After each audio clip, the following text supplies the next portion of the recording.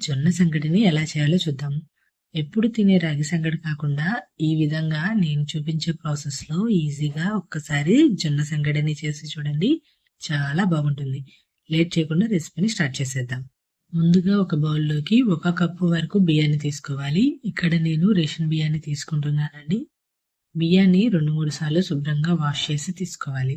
ఇలా శుభ్రంగా కడిగిన బియ్యంలోకి 6 కప్పుల వరకు వాటర్‌ని తీసుకోవాలి.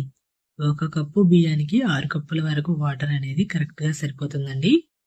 ఇలా 6 కప్పుల వరకు వాటర్‌ని వేసుకున్న తర్వాత బియ్యాన్ని 1 గంట వరకు నానబెట్టుకోవాలి. ఒకవేళ టైం లేదు అనుకుంటే ఒక 10 నిమిషాలు నానబెట్టి మనం ప్రాసెస్‌ని స్టార్ట్ చేయొచ్చు.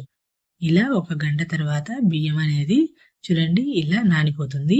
ఇప్పుడు స్టవ్ ఆన్ చేసి మీడియం టు హై ఫ్లేమ్‌లో రైస్‌ని ఉడికించుకోవాలి. ఈలోపు జొన్న పిండిని కలుపుకుందాము. ఇప్పుడు వేరొక బౌల్‌లోకి 2 కప్పుల వరకు జొన్న పిండిని తీసుకోవాలి. 1 కప్పు బియ్యానికి 2 కప్పుల జొన్న పిండి అనేది కరెక్ట్‌గా సరిపోతుందండి. ఇప్పుడు 2 కప్పుల జొన్న పిండికి 3 కప్పుల వరకు వాటర్‌ని వేసుకొని మిక్స్ చేసుకోవాలి. కొద్దిగా వాటర్‌ని వేసుకొని మిక్స్ చేసుకుంటే ఉండలు కట్టకుండా వస్తుంది. ఒకేసారి వాటర్ వేసి మిక్స్ చేస్తే ఉండలుగా ఫామ్ అవుతుందండి. సో, కొద్దిగా వాటర్ వేసి మిక్స్ చేస్తే ఈ విధంగా ఉండలు లేకుండా కలుపుకోవచ్చు. ఇలా కలుపుకున్న తర్వాత దీనిని పక్కన పెట్టుకొని రైస్ అనేది ఉడికిందో లేదో చూద్దాము. చూడండి రైస్ అనేది ఈ విధంగా సాఫ్ట్‌గా అయ్యేలా ఉడికించుకోవాలి. ఇప్పుడు పప్పు గుత్తితో కానీ లేదా ఇలా గరిటెతో కానీ కొద్దిగా మ్యాష్ చేసుకోవాలి. ఇలా ఉడికించుకున్న రైస్‌లోకి మనం కలుపుకున్న జొన్న పిండి మిశ్రమాన్ని వేసుకోవాలి. ఇలా జొన్న పిండిని వేసే ముందు ఒకసారి మిక్స్ చేసి వేసుకుంటే ఉండలు కట్టుకోకుండా మన జొన్న సంగటి పర్ఫెక్ట్‌గా వస్తుందండి. ఇలా ఒకసారి కలుపుకొని రైస్‌లోకి వేసుకోవాలి. ఇలా చూపించిన విధంగా కొద్దిగా వేసుకుంటూ మిక్స్ చేస్తూ ఉండాలి. డైరెక్ట్‌గా జొన్న పిండిని వేసేస్తే మిక్సింగ్ అనేది చాలా కష్టంగా ఉంటుందండి. అలా కాకుండా వంట చేయడం రాని వాళ్ళు కూడా ఈ ప్రాసెస్‌లో ఒకసారి చేసి చూడండి. మీకు కూడా చాలా ఈజీగా అనిపిస్తుంది. ఇలా ఒకసారి కలుపుకున్న తర్వాత సరిపడినంత కల్లుప్పును వేసి మిక్స్ చేసుకోవాలి.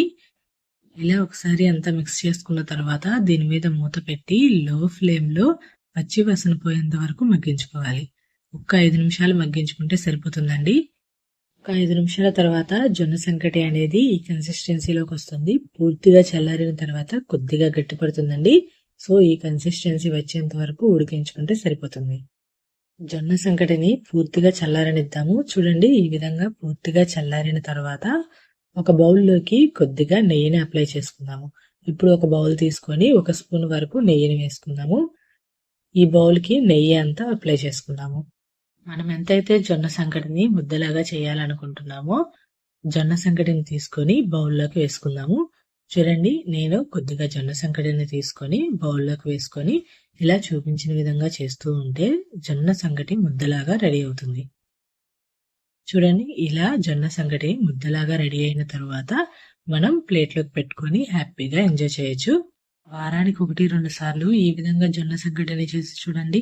నీరసంతో ఇబ్బంది పడే వారికి ఈ రెసిపీ అనేది చాలా హెల్ప్‌ఫుల్‌గా ఉంటుంది.